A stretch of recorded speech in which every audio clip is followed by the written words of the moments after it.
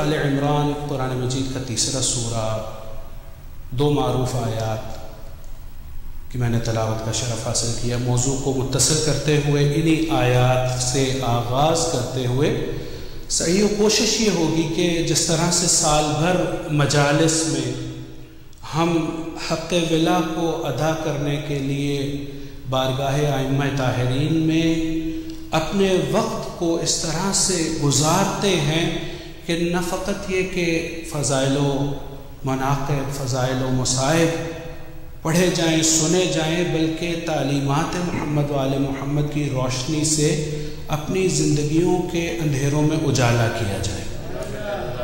تو اسی بابت انشاءاللہ آج اس امام کے افسوس سے کہنا پڑتا ہے کہ ہماری شناخت اور معرفت ائمہ کے باب میں محدود رہ جاتی ہے 2-3 اماموں تک، اگرچہ وہ بھی کم ہے۔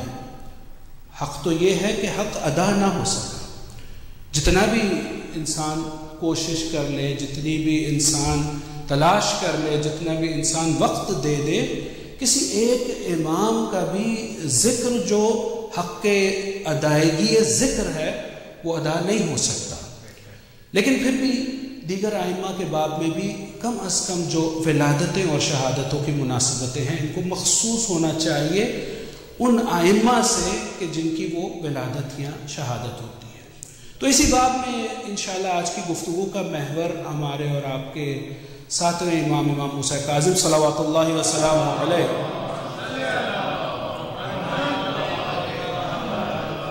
کی ذات مقدسہ رہے گی۔ اور ابتدائی معلومات کی حد تک تو میں سمجھتا ہوں کہ ہمارے لیے واجب کی حد تک ضروری ہے کہ ہم خود بھی آشنا ہوں اور اپنے بچوں کو بھی سکھائیں، کم از کم سیرت، کم از کم تاریخی خاکہ، اسم گرامی، معروف القاب، والدہ کا نام، مقام ولادت، مقام شہادت، سال شہادت اگر ممکن ہو سکے، اور کچھ شاگردوں کے نام اور کچھ ادوار کے حوالے سے، کیونکہ ان ائمہ کی سیرت کو صحیح سے سمجھنے کے لیے ضروری یہ ہے کہ ان کے زمانوں کا بھی ادراک کیا جائے، ان ظالم حکمرانوں کا جنہوں نے عرصہ حیات کو ان ہستیوں پر تنگ کیا اور کبھی ڈھکے چھپے اور کبھی کھلے عام اپنی اس دشمنی کا اظہار کیا، ان کے چہروں سے بھی نقاب پلٹنا ضروری ہے، کیونکہ جس طرح سے تولا ہمارے لیے اہم ہے اسی طرح سے تبرہ بھی اتنی ہی اہمیت رکھتا ہے، اور تبرہ کے لیے ضروری یہ ہے کہ انسان ان کے دشمنوں کی صحیح سے شناخت بھی کر سکے، تاکہ انسان صرف زبان سے انسان الفاظ تو آسانی سے پیش کر سکتا ہے، لیکن حقیقی براءت، حقیقی دوری اس وقت ہوگی جب ان کے کردار کو بھی انسان جانے اور اپنے کردار کو ان دشمنوں کے کردار سے دور رکھے۔ یعنی جس طرح سے حسینی، علوی، جعفری بننے کے لیے ضروری ہے تولا کا اور ولایت کا، تقاضا یہ ہے کہ انسان ان کے کردار کا مطالعہ کرے، ان کی حیات طیبہ سے سبق لے کر اپنی زندگی میں اس کا اجرا کرے، اسی طرح تبرہ کا تقاضا یہ ہے ان کے دشمنوں کی شناخت کرے اور ان کی گزاری ہوئی زندگیوں سے برات اس طرح سے کرے کہ جو فعل وہ انجام دیتے رہے عملاً ان افعال سے دور رہے۔ لہٰذا اسی تمہید کے ساتھ پہلے جس طرح سے ایک مناسب طریقہ ہوتا ہے، جو ایک روایتی طریقہ ہے آیات کے ترجمے کے حوالے سے، میں نے جو آیات آپ کے سامنے تلاوت کی سورہ آل عمران آیت نمبر 133 اور 134، پروردگار عالم ارشاد فرما رہا ہے، بسم اللہ الرحمن الرحیم، وَسَارِعُوا إِلَى مَغْفِرَةٍ مِّن رَّبِّكُمْ وَجَنَّةٍ عرضها السماوات والارض اعدت للمتقین وسارعوا، یعنی سرعت لے جاؤ، سبقت لے جاؤ، جلدی کرو۔ حالانکہ عام طور سے ہم سنتے ہیں جلدی کا کام شیطان کا ہوتا ہے، لیکن کہا کچھ کاموں میں جلدی ہونی چاہیے، کیونکہ امیر المؤمنین امام المتقین علی بن ابی طالب صلوات اللہ وسلم علیہ کا فرمانا بھی یہ ہے کہ الفرس تمر کمر السحاب۔ نہج البلاغہ میں شارٹ سیئنگز میں، میکسمز میں یا کلمات قصار میں یہ جملہ ملتا ہے کہ مومنوں کے لیے بعض اوقات فرصتیں، اپرچونٹیز، مواقع اس طرح سے آتے ہیں جس طرح سے بادل آتے ہیں اور اس طرح سے چلے جاتے ہیں جیسے بادل چل پڑتے ہیں۔ تو مومن کو ان فرصتوں سے بھی اس کا استفادہ کرنا چاہیے۔ تو پروردگار عالم کہہ رہے ہیں وَسَارِعُوا إِلَى مَغْفِرَةٍ مِّن رَبِّكُمْ وَجَنَّةٍ عَرْضُهَا السَّمَاوَاتُ وَالْأَرْضُ عدت للمتقین۔ جلدی کرو، کوشش کرو، بڑھو، سبقت لو، کس میں؟ اس جنت کی طرف جس کا عرض، جس کی وسعت آسمانوں اور زمینوں سے بڑا ہے۔ یعنی یہ بھی عجیب بات دیکھیں، ہم عام طور سے یہ بیان کرتے ہیں، جہنم کی ہولناکیوں کو بیان کرتے ہیں۔ قرآن مجید جہنم کا تذکرہ نہیں کر رہا کہ وہ کتنی بڑی ہے، بلکہ بتا رہا ہے کہ وہ جنت جس کو متقین کے لیے اللہ نے آمادہ کیا ہے، اس کا عرض اس سماوات و ارض سے بڑھ کر ہے۔ اور اللہ کی طرف بڑھو، تیزی سے بڑھو۔ کیسے بڑھے یا اللہ؟ عدت للمتقین، یہ متقیوں کے لیے تیار کی گئی ہے۔ اس کو پروردگار عالم نے متقیوں کے لیے مخصوص کر دیا۔ بار الہ کس طرح سے متقی بنے؟ کون ہے متقی؟ کہا الذین، کچھ علامات قرآن مجید میں، آیات الہیہ میں متقین کے حوالے سے، متقی بننے کے حوالے سے کہا الذین ينفقون فی السراء والضراء والکاظمین الغیظ والعافین عن الناس واللہ یحب المحسنین۔ کچھ علامتیں بیان کر دی کہ وہ لوگ جلدی کریں کہ جو اس کرائٹیریا پر، ان شرائط پر پورے اترتے ہیں۔ پہلی شرط الذین ينفقون فی السراء، جو نفاق کرتے ہیں، جو خرچ کرتے ہیں اس مال و دولت میں سے جو پروردگار عالم نے انہیں عطا کی ہے۔ اچھا، صرف اس وقت کریں کہ جب انسان 5 فگرز میں یا 6 فگرز میں کما رہا ہے؟ قرآن کہتا نہیں، صرف وہی متقی نہیں ہے، کوئی قید اور شرط نہیں ہے۔ اگر کوئی 10,000 کما رہا ہے، کوئی 1 ملین کما رہا ہے، اس کے اپنے تناسب سے ہے۔ متقی وہ ہے کہ جتنا پروردگار نے اس کو دیا ہے، اللہ کی راہ میں اس سے انفاق کرتا ہے۔ الذین ينفقون فی السراء والضراء، جب اس پر آسانی ہے تب بھی وہ دیتا ہے، اور جب سختی ہے بہانہ نہیں ہو سکتا۔ ہاں، انسان اپنی استعداد کے مطابق، اپنی استطاعت کے مطابق، اپنی گنجائش کے مطابق دے، لیکن دے ضرور۔ کیوں؟ کیونکہ یہ علامت ہے، پہلی علامتوں میں سے۔ تو کیا کہنے ان ہستیوں کے کہ جنہوں نے کائنات کے مالک ہوتے ہوئے بھی کبھی اپنے پاس کچھ رکھا ہی نہیں ہے۔ یعنی کائنات کے خزانے پروردگار عالم نے مسخر کر دیے۔ وہ اپنے خادموں سے کہیں پتھر کو اٹھاؤ تو پتھر سونا بن جائے، وہ اپنے غلاموں سے کہیں کہ ہمارے وضو کا دھون اٹھاؤ تو وہ ہیرے جواہرات بن جائیں۔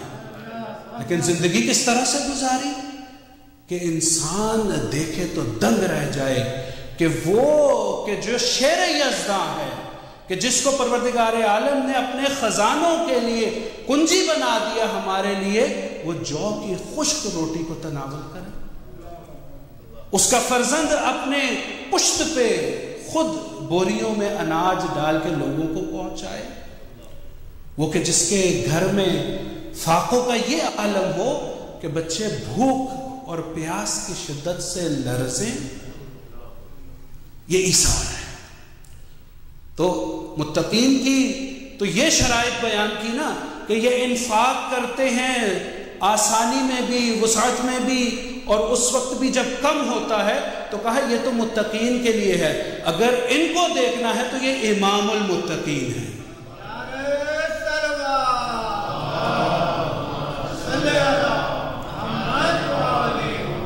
ان کو اپنے جیسا نہ سمجھنا، یہ تو وہ ہے کہ جو امام المتقین ہیں، جن کی سیرت کو دیکھ کے ہمیں حکم ہے کہ ان سے وابستہ ہو جاؤ انفاق کے ذریعے. الذین ينفقون فی السراء والضراء، دو صفات بیان ہوئی. والکاظمین الغیظ، یہ وہ ہیں جو اپنے غیظ و غضب کو قضم کرتے ہیں. قضم عربی زبان میں اس طرح سے جیسے اپنے غصے پر قابو پانا ہے. لغوی طور پر کسی مشق جو پانی سے بھری ہوئی واٹر بیگ، اس کا اگر کس کر اس کے منہ کو باندھ دیا جائے تو پانی کی خاصیت یہ، کسی بھی مائع کی خاص طور پہ پانی کی خاصیت یہ ہے کہ جس طرف بھی اس کو موقع ملے، جگہ ملے، اسی طرف وہ چھلک پڑتا ہے. تو کہا کہ اس مشق کو جس میں سے پانی بےتابی سے چھلکنے کے لیے تیار ہے، اگر اسے کس کر باندھ دیا جائے تو اس حالت کو قضم کہتے ہیں. اور قضم میں غیظ یہ ہے کہ انسان جب غصے اور غضب کی شدت میں بھرا ہو، ایسے موقع پہ اپنے نفس پر قابو پائے تو اس کو قاضم غیظ کہتے ہیں. یہ متقی کی بہت بڑی علامت. اچھا، ترجمے سے ہی بات سے بات چل رہی ہے تو یہ بھی سمجھنا بہت ضروری ہے کہ قضم غیظ میں ایسا نہیں ہے کہ ہمارے دین، ہمارے مذہب میں، ہمارے مکتب میں منع کیا گیا ہے کہ انسان کو غصہ آنا ہی نہیں چاہیے. یہ بھی ایک انسانی صفت سے متصادم بات ہے. انسان، نفسیات دان جانتے ہیں کہ انسان کو دیگر مخلوقات سے جو صفت ممتاز کرتی ہے وہ خود ان صفات میں سے غیظ و غضب ہونا ایک صفت ہے. اسی لیے وہ معروف حدیث ہے جو نبی مرسل احمد مجتبی محمد مصطفیٰ صلی اللہ علیہ وآلہ وسلم سے بھی منقول ہے اور مولا مشکل کشا سے بھی کہ فرمایا ان اللہ خص الملک، خص الملک فرشتہ، ملک بادشاہ، ملک فرشتہ. ان اللہ خص الملک، اللہ تعالیٰ نے تخصیص کیا، مخصوص کیا ملائکہ کے لیے ایک حالت نفسانی کو، ایک ایموشنل سٹیٹ کو. وہ کیا؟ بالعقل. اللہ نے صرف انہیں عقل کا جوہر عطا کیا. کوئی ان میں غصہ، کوئی غیظ و غضب، کوئی جیلسی، کوئی ایسا جذبہ نہیں ہے. صرف ایک ہی پروردگار عالم نے عقل کا بھی ایک ہی جنبہ، ایک ہی ڈائمنشن، ایک ہی رخ دیا کہ بس وہ جس کو قیام کی حالت میں خلق کیا تو وہ قیام میں ہے، جس کو رکوع میں خلق کیا وہ رکوع میں ہے، جو سجدے میں ہے تو وہ سجدے میں ہی ہے. تو یہ ملائکہ کا خلاصہ، ان اللہ خص الملک بالعقل دون الشہوت والغضب، نہ ہی شہوت دی نہ ہی غضب دی. وخص الحیوانات بہما دونہ، جبکہ حیوانوں کو، جتنے بھی حیوانات ہمارے سامنے ہیں، ان کو یہ دو چیزیں جو ملائکہ کو نہیں دی، غضب یعنی غصے کی قوت اور شہوت کی قوت، یہ دو حیوانوں کو دی. یعنی ملائکہ کو صرف عقل سے نوازا، حیوانوں کو غصے سے اور شہوت سے نوازا، اور انسان کو فرمایا وَشَرَفَ الْإِنسَانَ. اللہ کے نبی ارشاد فرما رہے ہیں ان کے لیے کہا کہ مخصوص کیا، لیکن جب انسان کے لیے آیا تو قرآن مجید کے اسی مفہوم کو کہ وَلَقَدْ كَرَّمْنَا، پروردگار عالم کے اسی مفہوم کو زبان رسالت سے یہ بیان کیا جو وَشَرَفَ الْإِنسَانَ بِإِعْطَاءِ الْجَمِيعِ.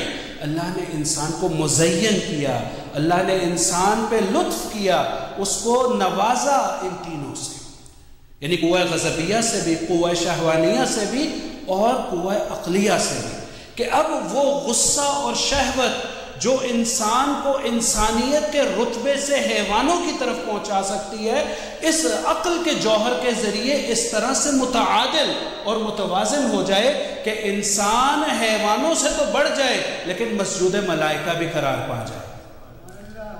یہ صفات انسان کو دی. تو اب چونکہ بات بڑھ رہی تھی، انسان میں جذبہ اس لیے ہے، اب شہوت کے بارے میں واضح طور پہ یہ ہے کہ یہ انسان کی تولید نسل یعنی پروڈکشن سسٹم کے لیے، انسانیت کی بقا کے لیے، نسل انسانی کی بقا کے لیے اسی شہوت کا جذبہ عطا کیا، لیکن کہا کہ انسانی عقل میں یہ مادہ، یہ جوہر موجود ہے کہ کس موقع پہ یہ قوہ شہویہ کو کہاں پر استعمال کرنا ہے. اسی طرح قوہ غضبیہ کو، انسان کی اس صفت جس کو اینگر، جس کو غصہ یا غضب کہتے ہیں، اللہ تعالیٰ نے اس جوہر عقل کے ذریعے اس کو بتایا کہ اس اینگر کو مینج کیسے کرنا ہے۔ آج بہت بڑا موضوع ہے، ہم دیکھتے ہیں معاشرے میں بہت زیادہ مسائل، اور حقیقی طور پہ اگر ہم اپنے دین مبین سے وابستہ ہو جائیں تو ہمارے بہت سے مسئلے حل ہو جائیں گے۔ یعنی آج ہم اپوائنٹمنٹس لے کر اور بہت پیسہ خرچ کر کے ضرورت ہو تو ضرور یہ کرنا واجب ہے، کیونکہ ہم متخصص نہیں ہیں اور اسلام سے بھی کسی حد تک دور ہے، مطالعے کا وقت نہیں ہے، ورنہ اگر اسلام کی تعلیمات پر عمل کر لیتے تو اینگر مینجمنٹ کے ایسے نسخے اسلام نے ہمیں بتا دیے ہیں کہ بہت سے سائیکائٹرسٹ جو ہیں وہ خدا کے اسلام سے سیکھتے ہیں کہ کس طرح سے لوگوں کو کاؤنسلنگ کریں۔ لہٰذا اگر ضرورت ہے تو ضرور جانا چاہیے۔ یعنی یہ مینٹل ہیلتھ ڈیزیزز جس کو ہم آج کے دور میں سمجھتے ہیں اور جانتے ہیں کہ ڈپریشن، انزائٹی اور اس طرح کے دیگر موارد کے انسان بہت زیادہ حالت غصہ میں رہتا ہے، یہ بالآخر ایسی نفسیاتی بیماریاں ہیں جن کا علاج بہت ضروری ہے۔ لیکن قرآن مجید نے اور اہل بیت نے اسلام کی روشنی میں بہت پہلے ہمیں بتا دیا، اگر ان تعلیمات پر عمل پیرا ہو جاؤ گے تو کبھی بھی ان بیماریوں کا شکار نہ ہوگے۔ یعنی اس غصے کو کس طرح سے قابو پانا ہے۔ آج ہم دیکھتے ہیں گھر گھر کا مسئلہ ہے، بیٹے یا اولاد باپ پر چیخ رہی ہے، باپ اولاد پر چیخ رہا ہے، بیوی شوہر سے لڑ رہی ہے، شوہر بیوی پر ناراض ہے، غصے میں ہے۔ کیوں؟ تعلیمات اہل بیت سے دور ہے، وہ تعادل نہیں ہے انسان میں، وہ اس غصے اور غضب کو قابو پانے کی تدبیر اور تہذیب دونوں ہی نہیں ہے، کیونکہ اہل بیت کے در سے دور ہے۔ اہل بیت ہمیں بتا رہے، پروردگار کہہ رہا ہے متقین جن کے لیے جنت آمادہ کی گئی ہے ان کی ایک شرط یہ ہے کہ وہ اپنے غصے پر قابو پاتے ہیں۔ اگر میں گھر میں کسی وقت اپنی اولاد پہ، اپنے اہل خانہ پہ غضبناک ہو جاؤں، یا اپنے کام پر، اپنے سبارڈینیٹ یا اپنے نیچے کام کرنے والے پر غصے میں آ جاؤں، یا ٹریفک لائٹ میں لوگوں کے بدتمیزی سے میں غصے میں آ جاؤں، اگر میرے ذہن میں یہ آ جائے کہ متقی کی علامت یہ ہے کہ وہ اپنے غصے پر قابو پاتا ہے، اور اسلام ہمیں یہ بتا رہا ہے کہ اگر غصے کے عالم میں ہو، کھڑے ہو تو بیٹھ جاؤ، بیٹھے ہو تو لیٹ جاؤ، پانی پی لو، یا اگر کچھ اور نہیں کر سکتے تو درود محمد و آل محمد پڑھ دو۔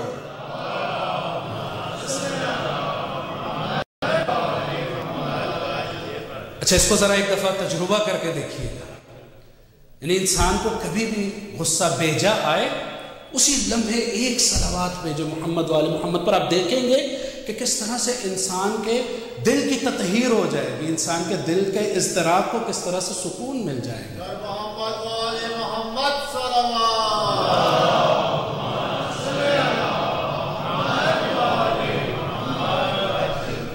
بات بہت دور نہ چلی جائے تو وَالْكَاظِمِينَ الْغَيْظَ وَالْعَافِينَ عَنِ النَّاسِ وَاللَّهُ يُحِبُّ الْمُحْسِنِينَ، آیت نمبر 134 سورۃ آل عمران۔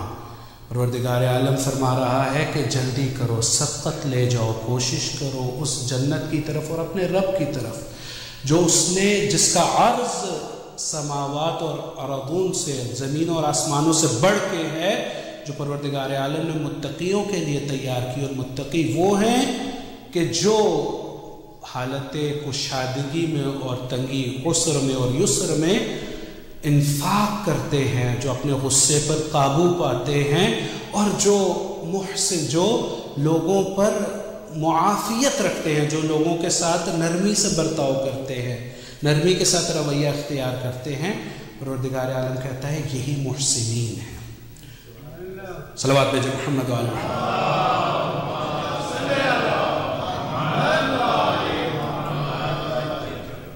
اسی موضوع کو ایک دفعہ پھر ہم ذات مقدسہ امام ہفتم سے متصل کریں گے ایک اور مقدمے کے ساتھ، کہ اس میں گرامی، اس میں مبارک 7ویں امام کا ایک طرح سے ممتاز اسم ہے۔ یعنی کچھ اسماء ائمہ 14 معصومین میں 2 بار، 3 بار، 4 بار اس طرح سے آئے ہیں، جن میں نام نامی پیغمبر ختمی مرتبہ احمد مجتبیٰ محمد مصطفیٰ صلی اللہ علیہ وسلم، اور اسی طرح نام علی، لیکن سرکار سید الشہداء اور موسیٰ، امام ہفتم کا نام، یہ ایسے اسماء ہیں کہ جو ایک یونیک ہے اپنی انداز میں۔ علماء نے دو حوالے سے لطیف باتیں کی، ایک کانٹراسٹ میں اور ایک سملیرٹی میں، ایک مشابہت میں اور ایک تضاد میں، کہ ان موسیٰ سے پہلے، ہمارے ساتویں امام سے پہلے، اب یہ پہلے اور بعد، یہ زمانی ترتیب کا فیصلہ کرنا آپ کا کام ہے، کیونکہ بڑا سخت ہے، کیونکہ ان کے نور تو سب سے پہلے خلق ہوئے نا، تو چاہے ترتیب زمانی سے موسیٰ پہلے آئے، لیکن عالم انوار میں یا یہ جانے یا ان کا رب جانے، اول ما خلق اللہ نوری۔ تو یہ سملیرٹیز میں کہا کہ جس طرح سے جناب موسیٰ کی شخصیت مخفی رہی ایک طویل عرصے تک، فرعون کے گھر میں پلے بڑے، اور وہ خود سے ایک الگ بڑا دلچسپ اور خوبصورت موضوع ہے کہ جہاں پر اللہ نے نبوت کو پالنا ہوتا ہے تو وہاں پر انتظام پہلے تطہیر شدہ گود کا کیا جاتا ہے، وہاں پر پاک آغوش کا اہتمام کیا جاتا ہے۔ تو کیسے ممکن ہے کہ موسیٰ کے لیے تو اللہ تعالیٰ پاک آغوش کا اہتمام کرے، فخر موسیٰ کے لیے، فاطمہ بنت اسد کے لیے دروازہ نہ کھولے؟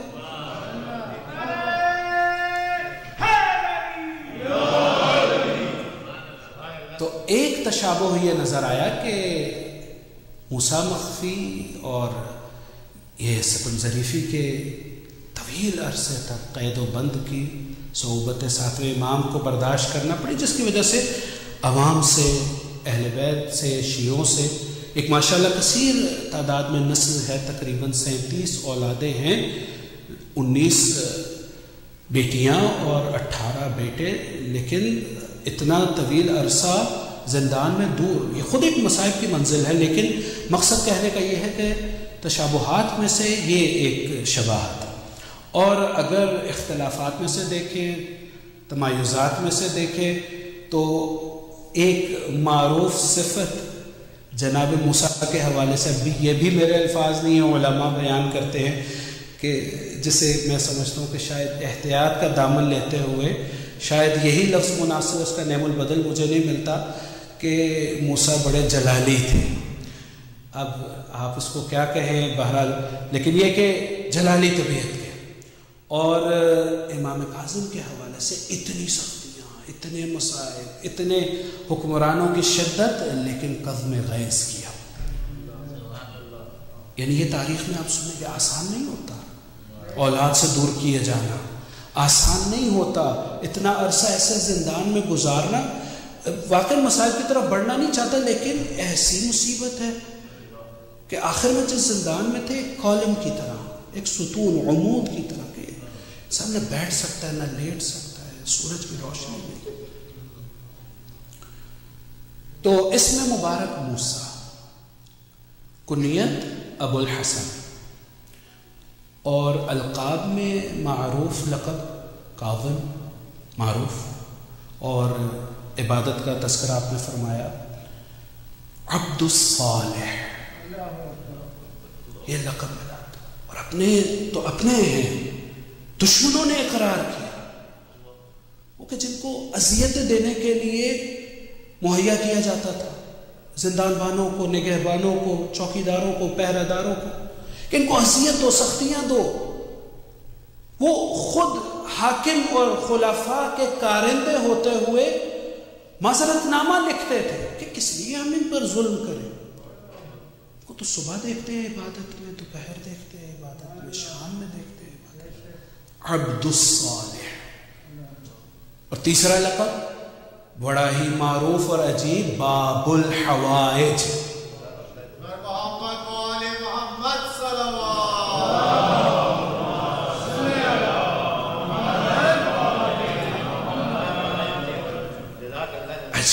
عجیب ہے، یعنی باب دروازہ، حوائج حاجتوں کا۔ ذہنوں میں رکھیے گا آج شب کون سی شب ہے، خالی دامن لے کر آئے ہیں، بھر کے لے کر جائیں گے، باب الحوائج کے در پہ ہیں۔ علماء نے کہا کہ باب الحوائج تو سارے اہل بیت ہیں. اچھا، سرکار وفا جناب عباس اور امام کاظم میں بھی یہ دو شباہت ہیں. دونوں کے القاب میں عبد الصالح بھی ہے اور دونوں کو باب الحوائج بھی کہا. یہ وہ ہستیاں ہیں کہ جن کے در پہ جا کے انسان کو زبان بھی ہلانی نہیں پڑتی. انسان حاجت مندی میں جاتا ہے، دروازہ میں داخل ہوتا ہے، حاجتیں قبول ہو جاتی ہیں.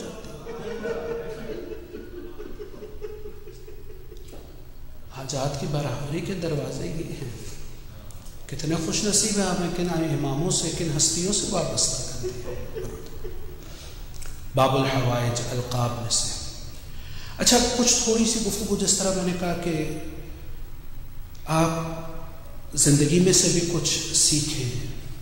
ماشاءاللہ اس حوالے سے دیکھا جائے تو ایک طولانی زندگی، 55 برس کی زندگی ہمارے ساتھ امام کی. وہ الگ بات ہے کہ مصائب، امام تو وہ ہوتا ہے کہ جو حالات کی پرواہ نہیں کرتا، اپنا وظیفہ ادا کرتا، اپنی ذمہ داری پوری کرتا. امام جذبات سے مغلوب نہیں ہوتا، امام پریشانیوں سے پریشان نہیں ہوتا. سرکار سید الشہداء کے مطمع نظر میں روزہ عاشوراء اپنا مقصد، اپنا ہدف. اسی طرح امام کاظم. تو ایک عجیب سی اور کسی حوالے سے تاریخی عنوان سے دلچسپ بات ہے کہ عوام میں یا چاہنے والوں میں یا پبلک میں تعارف کروانے کے حوالے سے ہر امام کا، پہلے امام نے تعارف کروایا. پہلے سے مراد ایک امام جب اس دنیا سے تشریف لے جا رہا ہے تو عوام کو بعد میں آنے والے امام کا بتایا. 10 ہجری میں سرکار ختمی مرتبت نے جگہ جگہ، میں نے پرسوں رات میں بھی ذکر کیا کہ دعوت ذوالعشیرہ ہو یا شب ہجرت ہو یا غدیر ہو یا خیبر و خندق و بدر و حنین ہو، ہر جگہ پہ بتایا میرا وصی، میرا جانشین، میرا خلیفہ کون ہوگا. اچھا، اسی طرح مولا مشکل کشا نے بھی اپنا جانشین امام مجتبیٰ کو واضح طور سے، امام مجتبیٰ نے سرکار سید الشہداء کو، اسی طرح سے روزہ عاشوراء واضح طور سے.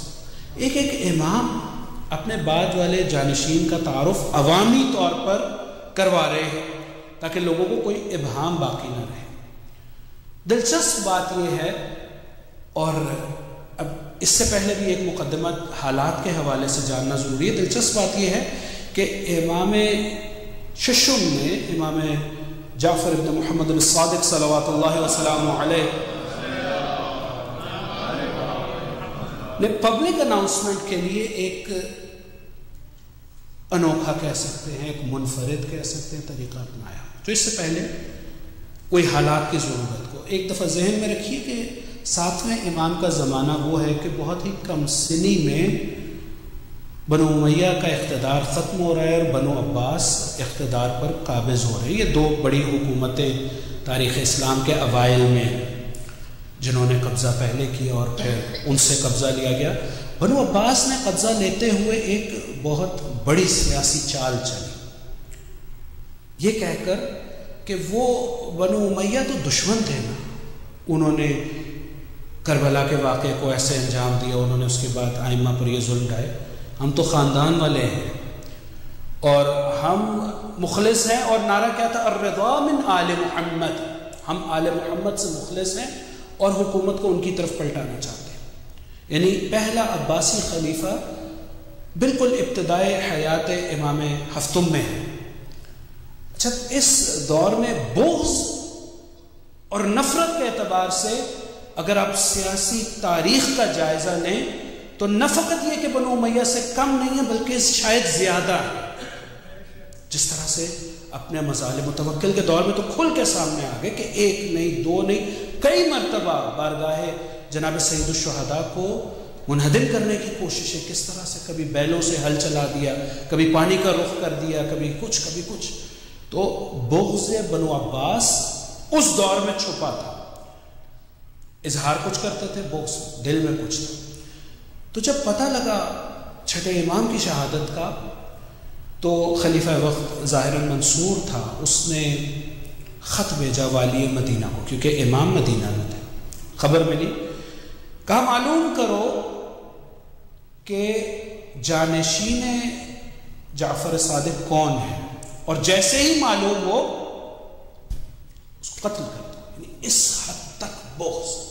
تاریخ میں جملے ملتے ہیں کہ بالکل ڈائریکٹ کمانڈ، بالکل واضح حکم کہ اس کو پاؤ گردن اڑا دو. یہاں پر حکمت نمائندہ الہی دیکھیں. وصیت نامہ طلب کیا گیا. اس محمد ابن سلیمان نے خط لکھا واپس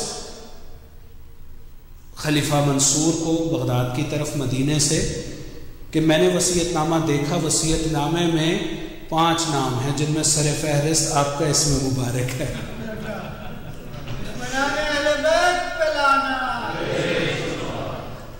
ائمہ ہمیں سکھا رہے ہیں کہ تدبیر سے، دشمن سے سمجھ کے تدبیر سے مقابلہ کرنا ہے. یعنی ذکاوت اور ہوشیاری مومن کی شان ہے، مومن کی میراث ہے اہل بیت سے. کن حالات میں کیسے؟ وہ ائمہ جو ملائے عام میں تعارف کروا رہے ہیں بعد میں آنے والے امام کا، چھٹے امام اس مخفیانہ طریقے سے 5 نام دے رہے ہیں وصیت نام کہ میرے بعد میرا جانشین منصور ہوگا. دوسرا نام حاکم مدینہ جو خود پیغام دینے والا ہے، جس نے کہا سرکار اب بتائیے کیا کرنا ہے، اپنی گردن ماروں یا آپ کی ماروں. تو تیسرا نام جناب حمیدہ خاتون کا، زوجہ محترمہ. چوتھا نام عبداللہ کا جو خود امام صادق کے ایک صاحبزادے امام ہفتم سے بڑے اور اسماعیل سے چھوٹے. اور پھر 5واں نام سرکار امام موسیٰ کاظم صلوات اللہ وسلم علیہ. اچھا، جو ذکی شیعہ ہوتے ہیں ان کا آگے سے کیا طرز عمل ہے؟ وہ تو بالکل سرگردان اور حیران کہ اب کیا کیا جائے، کس کس کو مارا جائے. اگر مارا جائے تو سب سے پہلے اپنے آپ کو مارا جائے. تو کون خلیفہ ہے، کون جانشین ہے، کس کو سپورٹ کیا ہے امامت کے امور کو. لیکن جو حقیقی چاہنے والے ہیں دیکھیں ان کی ذکاوت کا اندازہ کریں. معروف نام ہے، ماہ مبارک نزدیک ہے، اس میں دعا پڑھنے کی بہت تاکید ہے. ابو حمزہ ثمالی، بڑی خوبصورت دعا ہے، یہ اصحاب ائمہ میں سے. اچھا، ان جب شہادت کی خبر پہنچی انہوں نے پہلا سوال یہ کیا کہ حل اوصى الى احد، کیا وصیت کی ہے؟ یہ تو جانتے ہیں کہ امام وصیت کیے بغیر نہیں جائیں گے، امام اگلے امام کا بتا کر جائیں گے، خاص الخاص لوگوں کو وضاحت سے اور عام لوگوں تک بھی اشارے اور کنائے سے سب کو پتہ چلے. تو کہا کہ حل اوصى الى احد قال نعم، ہاں بتا کر گئے ہیں. کہا کون؟ تو بتایا. جب یہ نام لیے تو مختصر کرتا ہوں، بہت تیزی سے وقت گزر رہا ہے. تو سچے عاشق، سچے شیعہ، ذکی، ہوشیار ایسے ہوتے ہیں. الحمدللہ الذی، یہ جملہ ابو حمزہ ثمالی کا. 5 نام سننے کے بعد منصور کا کیا حال ہوا وہ آپ نے سنا. ابو حمزہ ثمالی کہتے ہیں الحمدللہ الذی ہدانا الی الہدی وبین لنا عن الکبیر ودلنا علی الصغیر وَأَخْفَى عَنْ أَمْرِ الْعَظِيمِ، کہ پروردگار عالم کا مسکرائے اور کہا پروردگار عالم کی کتنی عطا ہے، کتنی ہمارے لیے اس کی بخشش اور رحمت ہے کہ اس نے ہماری ہدایت کا بندوبست اس طرح سے کر دیا کہ چھوٹے کو بھی ہمارے لیے بیان کر دیا اور بڑے کا بھی بتا دیا اور امر کو ہم سے چھپایا نہیں. کیونکہ ہر چاہنے والا جانتا ہے کہ کبھی بھی امام منصور کو جو حاکم وقت ہے اپنا جانشین مقرر نہیں کریں گے اور نہ ہی اسی طرح والی مدینہ کو اپنا جانشین بنائیں گے. اور عورت تو امام ہو نہیں سکتی ہے.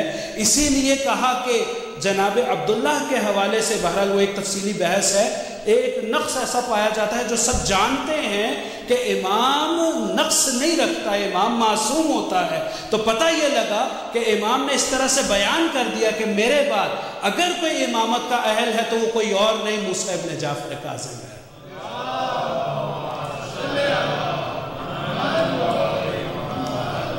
اچھا، حشام ابن سالم ایک صحابی اور ہے، وہ خود آپ کی خدمت میں تشریف لاتا ہے، خود امام ہفتم کی خدمت میں، اور کہتا ہے کہ آپ ہمارے امام ہیں. کیونکہ حالات اس طرح، اندازہ یہ نہ کیجئے کہ اس طرح ادارہ جعفریہ میں بیٹھ کے شیعہ مزے سے بات کر رہے ہیں ائمہ کی. عباسیوں کا ظلم یہ ہے کہ ادھر پتہ لگا کوئی اہل بیت کا چاہنے والا، ادھر چھٹ سے گردن گئی. مولا نے کہا آیا حشام ابن سالم، دروازے پہ دستک دی، مولا کو ملاقات کے لیے آیا. آپ امام ہیں؟ کہا کیا میں نے ایسا کہا؟ تو کہا کہ ادھر ادھر یہ دعویٰ کر رہا ہے، وہ دعویٰ کر رہا ہے۔ عبداللہ برادر بھی ہے، اور اسماعیل کا تاریخی حوالے سے آپ کے علم میں ہے کہ بہت سے لوگوں نے گمراہی کا شکار ہو کے چھٹے امام کے بعد جناب اسماعیل جو ان کے فرزند اکبر تھے اور جن کا چھٹے امام کی شہادت سے پہلے ہی انتقال ہو گیا لگ بھگ 1 سال پہلے، ان کی طرف اور ان کی اولاد کی طرف جانے کی کوشش کی، جو بعد میں آگے نظاری اور اسماعیلی اور شیش امامی اس طرح کے مکتب بنے۔ یہ خود ایک بڑی دلچسپ فرق و مذاہب کی بحث کے حوالے سے کہ تشیع میں جو فرقے بنے ان میں بہت زیادہ اس موقع پہ جن میں وقفیہ ہے، کرامتیہ ہے، جس میں اسماعیلیہ ہے، جس میں افتحیہ ہے، یہ سارے فرقے انہی ادوار میں بنے، تو خود ایک دلچسپ موضوع ہے فرق و مذاہب کی بحث میں۔ تو عرض یہ کر رہا تھا کہ جب مولا سے خود دریافت کیا کہ یہ لوگ دعوے کر رہے ہیں، کہاں ان کی حقیقت خود تمہارے سامنے آ جائے گی۔ اور کچھ عرصہ گزرا کہ عبداللہ افتح ان کو لقب دیا گیا، امام کاظم سے بڑے ہیں کچھ، ان کا انتقال ہو گیا لگ بھگ 70 دنوں میں۔ اچھا، اس وقت میں اب امام وہ ہوتا ہے کہ جو نشانی اہل کو بتاتا ہے، یعنی ہر انسان کے لیے امام، قرآن مجید بار بار کہہ رہا ہے امام مبین، امام مبین، وہ جو چھپا ہوا ہو وہ امام نہیں ہوتا۔ امام وہ ہے کہ جس کی علامت، جس کی نشانی چاہنے والے اور دشمن دونوں کے سامنے نظر آئے، کیونکہ خوشبو وہ ہوتی ہے جو خود انسان کو محسوس ہو، بتایا نہیں جاتا۔ تو یہ تو نور کا مرکز ہے، یہ تو نور الہیہ کے مرکز ہیں، نمائندے ہیں، تو وہ نور تو لوگوں کو نظر آ رہا ہے، لیکن دشمن چاہتا ہے اس نور کو خاموش کر دے، تو اللہ نے اس نور کی حفاظت کے لیے مختلف منصوبے رکھے ہیں۔ تو جب سوال جواب ہوئے تو کہا کہ میں نے کب ایسا کہا؟ ہاں البتہ یہ ہے کہ میں تمہیں یہ بتا سکتا ہوں کہ تم یہاں پر سوال کیا پوچھنے آئے ہو۔ امام کی علامت یہ ہے کہ جب امام بیٹھتا ہے نا ممبر پر، تو وہ عام ممبر یا غدیر کا ممبر بنتا ہے یا ممبر سلونی بنتا ہے، اور جب امام ممبر سلونی پر بیٹھتا ہے تو پھر یہ کہتا ہے کہ آؤ پوچھو مجھ سے، سلونی سلونی قبل ان تفقدونی، آ کر مجھ سے سوال کرو، کیوں میں آسمان کے راستوں کو زمین کے راستوں سے بہتر جانتا ہوں۔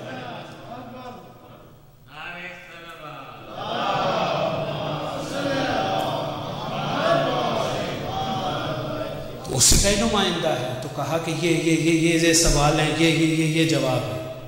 کہا مولا سمجھ گئے۔ اب وقت چونکہ بہت تیزی سے گزر رہا ہے، تاریخی واقعات کو مرحلہ بہ مرحلہ پڑھنا اور سننا ضروری ہے انشاءاللہ، اور مناسبتوں سے اور دعوت مطالعہ آپ کو دوں گا کہ باوجود اس شدت کے، کیونکہ اب جب پہچان آہستہ آہستہ بڑھی اور دشمن کو معلوم ہو رہا ہے، تو ایسے مواقع آئے کہ اب کوششیں ہو رہی ہیں اس رکاوٹ کو، دشمنوں کے راستے کی اس رکاوٹ کو راہ سے ہٹانے کی، کبھی کوئی منصوبہ کبھی کوئی منصوبہ، لیکن اس طرح سے جتنے دشمنوں کے دشمنی میں اضافہ ہو رہا ہے اتنے اس شمع فروزہ کے پروانوں میں بھی اضافہ ہو رہا ہے۔ یہ نور جس طرح سے پھیلتا ہے اس کے گرد پروانے بھی اسی طرح سے آتے ہیں، یہ خوشبو جس طرح سے پھیلتی ہے اس کے چاہنے والے بھی اس کے پاس آتے ہیں۔ نتیجہ یہ ہے کہ اب ان کے لیے بڑا مشکل ہو گیا کہ امام کو آسانی سے راستے سے ہٹایا جائے۔ پیروکاروں کی بڑی تعداد اور تربیت کس طرح سے کی امام نے اپنے شاگردوں کی، وہ خود ایک بڑا دلچسپ موضوع ہے۔ آپ نے اسماء سنے ہوں گے جناب علی بن یقطین کے، آپ نے اسماء سنے ہوں گے صفوان جمال کے، آپ نے اسماء سنے ہوں گے ابراہیم جمال کے، ابو بصیر کے، یہ سب اصحاب اور یاران امام موسیٰ کاظم میں ہیں۔ اور کس طرح سے تربیت کی، ایک مختصر سا واقعہ کہ، اور یہ بھی ہمیں پتہ لگے کہ محب کون ہوتا ہے، چاہنے والا کون ہوتا ہے، شیعہ کون ہوتا ہے۔ صفوان جمال عربی زبان میں وہ ٹریڈر جو اونٹوں کیمل کو رینٹ کے لیے دیتا ہے، ان کو ریز کرتا ہے، رینٹ پہ دیتا ہے۔ آج کے دور میں آپ کہتے ہیں کار رینٹ انٹرپرائز یا ہرٹس، کیونکہ اس نے تازہ میرا خیال ہے ٹیسلا ایکوائر کی ہے، تو وہ ڈانکیز نہیں، وہ اونٹ دیتا تھا، تو کہنے اس دور کی ٹیسلا کو دیتا تھا۔ تو مولا نے کہا یا صفوان، آدمی تو تم بڑے ڈھنگ کے ہو، بڑے اچھے ہو، ہم سے محبت بھی کرتے ہو، ہم سے پیار بھی کرتے ہو، ہماری بات بھی مانتے ہو۔ ایک ایسی صفت ہے، کاش نہ ہوتی کہ اپنا رسول اللہ میری جانیں آپ پر قربان، میرے ماں باپ آپ پر قربان۔ بتائیے میری کون سی صفت آپ کو پسند ہے؟ وہ جو تمہارا بزنس ہے نا، جو تم اپنے اونٹ کرائے پر دیتے ہو، وہ تم خلیفہ وقت کو دیتے ہو، اور وہ ستمگر ہے، وہ ظالم ہے، وہ ہم سے دشمنی رکھتا ہے۔ اچھا، اب آج کے دور میں بھی ہم بہت سی توجیہیں نکالتے ہیں، راستے نکالتے ہیں، تو کوئی نئی بات نہیں ہے اس دور کی بھی۔ مولا میں تو حج کے لیے دیتا ہوں، میں کون سا کوئی جوا خانے کے لیے، کسینوں میں جانے کے لیے دیتا ہوں۔ یہ لٹرلی اس نے، یہ دوسرا لفظ میرا ہے، پہلا لفظ اس کا ہے کہ میں تو ایک نیک مقصد کے لیے دیتا ہوں کہ وہ ان سے حج پر جاتا ہے، تو میں اس لیے دیتا ہوں۔ آج بھی ہم بہت سے معاملات کی توجیہیں نکال لیتے ہیں۔ صاحب کو پکڑا کسینوں میں، اجی آپ یہاں کیا کر رہے ہیں؟ اجی ہم تبلیغ کرنے کے لیے گئے تھے۔ تو مومن کو ایسے چیزوں سے، ایسی جگہوں سے بچنا چاہیے کہ جہاں پر تہمت بھی آئے اس پر، جائے کہ مومن کی زندگی میں یہ حرام جگہ نہیں ہے، ان کے پاس سے گزرنا، یہ شراب، یہ جوا، یہ برائیاں، یہ فحشا، یہ منکرات، یہ اہل بیت کے ماننے والے کو زیب نہیں دیتا۔ اہل بیت کے ماننے والا اس سے گزر بھی نہیں کرتا، اس کا راستہ، اس کی گلی ہی الگ ہے، اس کا راستہ ہی الگ ہے، یعنی اس کے دہن سے، اس کے سانسوں سے جو نورانی اسماء نکلتے ہیں، جن نورانی اسماء کی تلاوت ہوتی ہے، تو اس کے دہن سے کوئی ایسی نازیبہ گفتگو بھی ممکن نہیں ہے چاہے کہ حرام غذا کا کوئی لقمہ ہو یا حرام مشروب کا کوئی قطرہ ہو۔ وہ پاؤں جو زیارت سید الشہداء کے لیے جاتے ہیں، وہ قدم جو بارگاہ اہل بیت میں آتے ہیں، وہ کیسے کسی برائی کے محور پہ یا مرکز پہ جا سکتے ہیں؟ ایک ایک قدم آگے بڑھانے سے پہلے سوچنا ہے۔ وہ ہاتھ جو سینے پہ یا حسین کے لیے اٹھتا ہے، وہ ہاتھ گناہ کے لیے نہیں ہے۔ وہ کان جس سے نوحہ سنا جاتا ہے، وہ زبان جس سے مرثیہ پڑھا جاتا ہے، اس سے بدزبانی نہیں ہو سکتی، اس کان سے کوئی برائی نہیں سنی جا سکتی۔ یہ اہل بیت کے لیے مختصر کہا کہ ہمیں یہ نہیں پسند کہ تمہارے اونٹ اس کے لیے ہوں۔ مولا وہ تو حج پہ لے جاتا ہے۔ اچھا ایک بات بتاؤ کہ جب وہ تمہارے اونٹوں کو حج پہ لے جاتا ہے تو تمہیں توقع ہوتی ہے، امید ہوتی ہے، ایک دعا بھی ہوتی ہے کہ وہ خیر خیریت سے آئے، بالآخر تمہارے اونٹ گئے ہوئے ہیں، تمہاری گاڑیاں رینٹ ہوئی ہیں، ایسے ہی تو تم دعا بھی کرتے ہوگے کہ وہ خیر خیریت سے واپس آئے؟ قطعاً ایسا۔ کہا کہ جو ظالم کی سلامتی اور اس کی بقا کے لیے آرزو رکھے، گویا ایسے ہی ہے جیسے اس کے ساتھ جہنم میں ہے۔ یعنی ہمیں اپنے راستے کو دشمنان اہل بیت سے جدا کرنا ہوگا۔ ایسا نہیں ہے کہ اپنے ذاتی مفاد یا غرض کے لیے انسان کچھ عرصے کے لیے دشمنان اہل بیت کے راستے پہ ہو جائے۔ یہ قیمت ہے، اہل بیت سے محبت کی قربانی ہے، قیمت ہے۔ بڑی بڑی قربانیاں دی ہیں لوگوں نے تاریخوں میں۔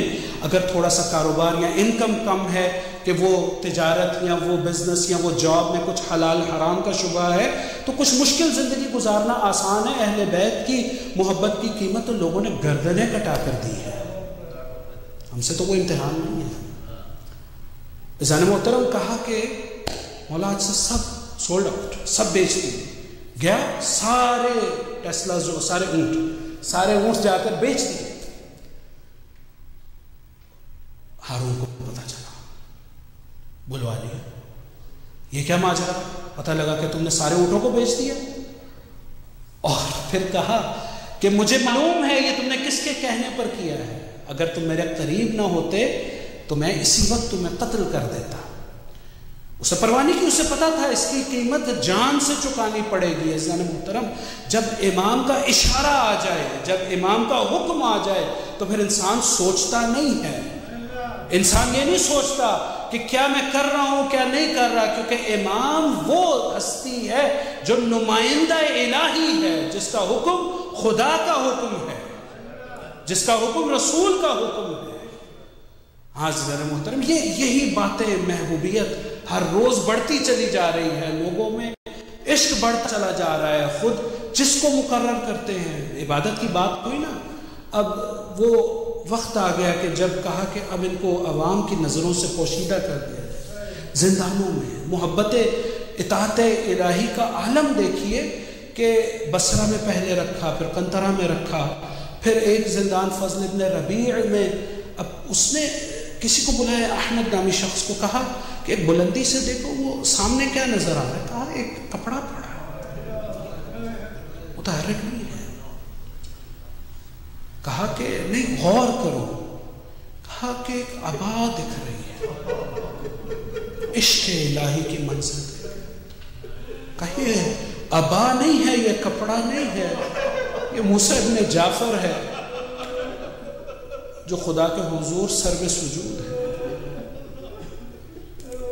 جس زندان میں بھیجتے تھے منقلب کر دیتے تھے، یہاں تک کہ اس بدکارہ فاحشہ کو بھیجا گیا کہ جو امام کو جا کر مزاحم ہو جائے۔ اب جب خادم کو بھیجا نا دوبارہ منظر دیکھنے کے لیے، تو دیکھتے ہیں کہ امام آگے سجدے میں اور یہ خاتون پیچھے سبوح قدوس سبوح قدوس۔ کہا کہ تمہیں تو اذیت کرنے کے لیے بھیجا تھا، کہا میں اس شخص کو کیسے اذیت کروں کہ جس نے میری طرف نگاہ بھی نہیں اٹھائی، جس کو صبح دیکھتی ہوں تو عبادت خدا میں، دوپہر میں دیکھتی ہوں تو سجدے میں، رات کو دیکھتی ہوں سجدے میں۔ کہا اس طرح سے یہ چراغ گل نہ ہو سکے گا۔ ہاں عزیزو، ایک ایسے زندان کا انتظام کیا، ایسے ظالم سندھ ابن شہب۔ آپ نے مرثیے میں وہ جملے سنے نا، بعض مورخین نے لکھا کہ ستون اور عمود کی شکل میں یہ زندان۔ آپ نے سن لیا، میں نے کہہ دیا، ایک دفعہ آدھا گھنٹہ سر کو پیچھے ہاتھ رکھ کے بیٹھ کر دیکھیے گا کہ کس طرح سے سالوں گزار دیے اس صبر کے امام نے، اس باب الحوائج نے، اس زندان میں کہ جہاں نہ دن کی روشنی آتی ہے نہ رات کا اندھیرا، اس ستون میں ایک ایسا پتھر رکھ دیا گیا کہ اب خبر نہیں ہے۔ ہاں عزیزو، اب باب الحوائج کا وہ وقت آیا کہ جب اس ظالم نے کچھ خرما لے کر ان کو زہر آلود کیا، اب شیعوں پر ایک بڑی بے قراری ہے، امام سے ملنا چاہتے ہیں، کسی ایک کو اجازت ملی، آ کر کے دیکھا امام کو، واقعہ مفصل ہے، پڑھ نہیں سکتا عزیزو، آ کر امام سے پوچھا، مولا آپ کی زیارت کو دل تڑپتا ہے۔ ہم بھی پردہ غیبت میں امام کے منتظر ہیں نا، مولا آپ کی زیارت کو یہ آنکھیں ترس گئی ہیں، کب آپ کا ظہور ہوگا؟ بغداد کے شیعوں نے جا کے کہا، مولا آپ کی زیارت کو بہت جی چاہتا ہے، کہا بس 3 دن کا انتظار ہے، 3 دن بعد تمہارے امام کو رہائی مل جائے گی۔ آزاداروں، خاص و خاص شیعوں میں یہ خبر پہنچی، بڑی امید اور آرزو سے زندان کے دروازے پہ مقررہ وقت میں آ گئے۔ اب ایک ایک کر کے قیدیوں کو رہا کیا جاتا ہے، دیکھتے ہیں کہیں ان میں ہمارا امام ہوگا، ایک نکلتا ہے امام نہیں نکلتے، دوسرا آتا ہے امام نہیں نکلتے، بڑے مضطرب ہو کر پوچھتے ہیں ہمارے امام کو رہائی کب ملے گی؟ کہا ابھی رہائی ملتی ہے، کچھ بھی وقت گزرا تھا، دیکھا ایک تخت لایا جا رہا ہے، اس تخت پہ ایک کپڑا پڑا ہے، 4 مزدوروں نے اس تخت کو اٹھایا، آواز دیتے ہیں ھذا الامام الرافضہ، یہ رافضیوں کا امام، اجرکم اللہ۔ آزادارو، آج گریے کی رات ہے نا، اللہ تعالیٰ ان آنکھوں پہ اپنی رحمتوں کا نزول کرے۔ باب الحوائج کا، اسیر بغداد کا گریہ کرنے آئے ہیں نا آزادارو، ان ظالموں نے کیا کیا؟ ان 4 مزدوروں نے یہ نعرہ لگاتے ہوئے کہ رافضیوں کا امام ہے، پلے بغداد میں رکھ دیا۔ اب تابوت تو بعد میں آیا نا، ایک دفعہ جب دیکھنے والوں نے منظر دیکھا، پاؤں میں بیڑیا، ہاتھ میں ہتھکڑیاں، میں کہوں گا مولا ہمارے سلام ہو آپ پر، آپ کے ساتھ یہ ہوا، لیکن تاریخوں میں ملتا ہے بڑے دھوم سے بڑی شان سے جنازہ اٹھا، ہزاروں کا مجمع تھا۔ میں ایک دفعہ کربلا کا رخ کروں گا، لا یوم کا یوم کا یا عبداللہ، مولا 3 دن تک لاشا بے گور و کفن. ہاں عزیزو آپ نے سنا نا اجرکم اللہ کہ امام کی 19 بیٹیاں تھیں. کیا کوہرام بپا ہوا ہوگا, کیا کوہرام بپا ہوا ہوگا جب بیٹیوں کو بابا کی شہادت کی خبر ملی ہوگی. لیکن میرا جی کہتا ہے کہ سب نے مل کر خوب گریہ کیا ہوگا, سب نے مل کر خوب ماتم کیا ہوگا. میرا سلام ہو اس بہن پر, اس بیٹی پر, وہ بہن جو 70 قدم پہ الشبرو جالسا علی صدر الحسین.